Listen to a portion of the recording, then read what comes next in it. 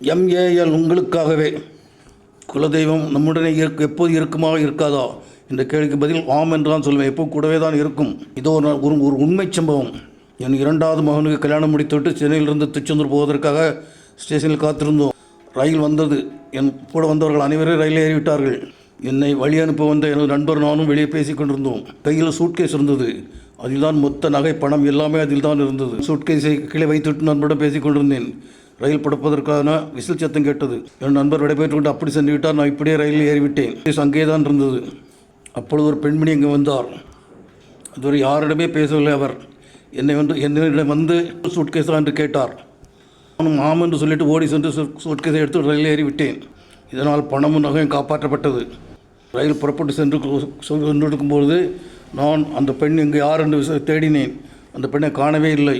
ஆனால் அவரது முகம் எனக்கு இன்றும் நன்றாக ஞாபகம் இருக்கிறது. நான் புரிந்து கொண்டேன், குலதெய்வம் தான் நம்மை காப்பாற்றியது என்று. ஆம் நண்பர்களே, இதற்கு முன் பதிவு போட்டிருந்தேன். அப்பவும் என்னை குலதெய்வம் காப்பாற்றியப்போ எழுதியிருந்தேன். இதன் பின்னும் 1-2 சம்பவங்கள் எனக்கு அப்படி நடந்திருக்கிறது. அப்பொழுதுதான் குலதெய்வம் என்னை காப்பாற்றியிருக்கிறது. நண்பர்களே, எனது குலதெய்வம் ஒவ்வொரு சுயமிகள சுவாமி. என்ன நண்பர்களே, குலதெய்வம் கூட இருக்குமா, இப்பொழுதும் காப்பாற்றுமா? ஆம், கூடவே தான் இருக்கும், காப்பாற்றும் செய்யும். நண்பர்களே, நீங்களும் தவறாமல் உங்கள் குலதெய்வத்தை வருடம் ஒரு முறையாக சென்று சாமி கும்பிட்டு வாருங்கள். எல்லா பலனும் உங்களுக்கு கிடைக்கும். சாமி உங்களோட கூட இருந்தே காப்பாற்றுவார். வார்த்தைமைக்கு நன்றி.